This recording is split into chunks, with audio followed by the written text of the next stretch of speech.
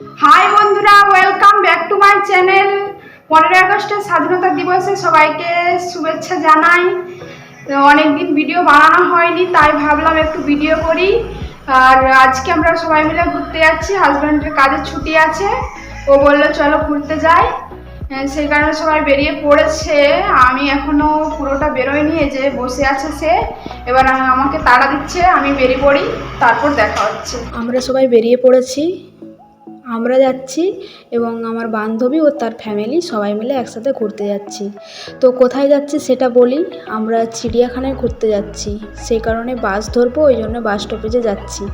চলুন তাহলে বাস ধরি, সেখানে গিয়ে তারপর দেখা হচ্ছে। বন্ধুরা, আমরা সবাই এসে গেছি ঘুরতে।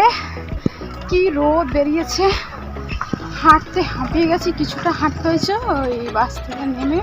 এটা বর্ষাকাল না গ্রীষ্মকাল ঠিক বুঝে উঠতে পারছি না। এত রোদ্দুর গরমে সবাই একটু হাঁটতে হাঁপিয়ে যাচ্ছি।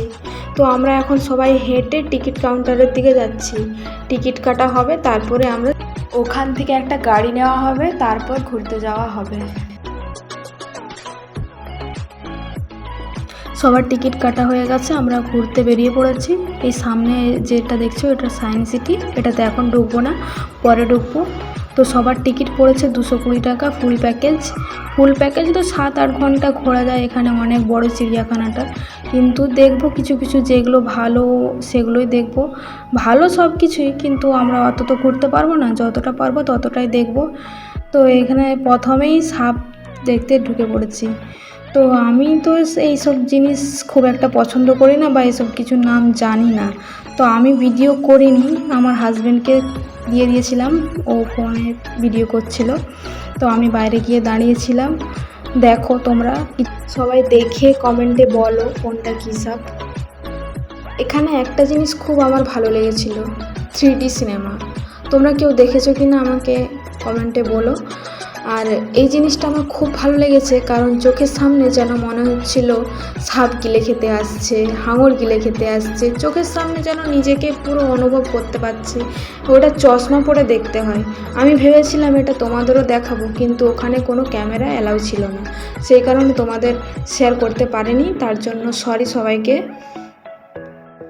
এই চিড়িয়াখানাটা ম্যাঙ্গালোরের পিলিকুলাতে আছে। খুব বড় একটা চিড়িয়াখানা, কেউ যদি ম্যাঙ্গালোরে এসে থাকো তাহলে দেখতে পারো, খুব ভালো লাগবে।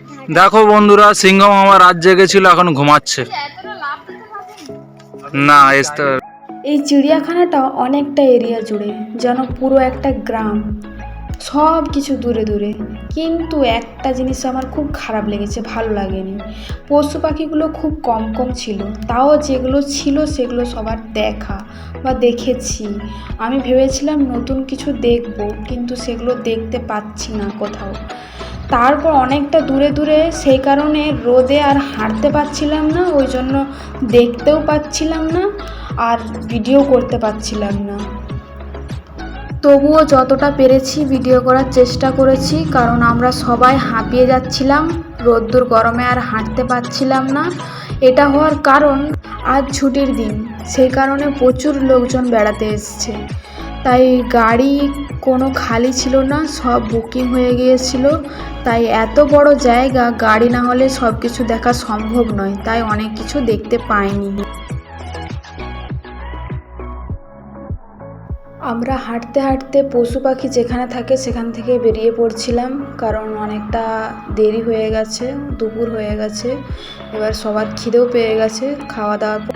এখন সায়েন্স সিটিতে ঢুকছি আমরা, দেখা যাক কি কি দেখা যায়, কি কি দেখাতে পারি তোমাদের, আমরাও কি কি দেখি। আমার বান্ধবীকে সবাই দেখো, ওর মাথাটা দেখা যাচ্ছে, শরীরটা দেখা যাচ্ছে না। আর এখানে আমার বর টিং টিং করে বাজনা বাজাচ্ছে, আর আমি পাগলের মতো ক্যামেরা করে যাচ্ছি, যেটা পাচ্ছি সেটা দেখাচ্ছি। তোমরাও দেখে নাও, আমার মাথা পাগল হয়ে গেছে পুরো গরমে, যা পাচ্ছি তাই দেখাচ্ছি, দেখে নাও।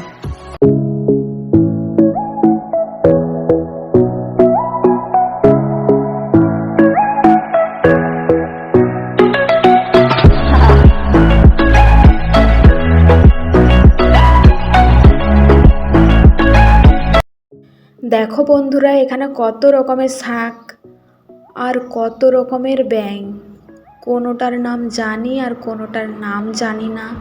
আর হয়তো কোনোগুলো দেখেছি কোনোগুলো দেখিনি, তোমরাও দেখে নাও একটু।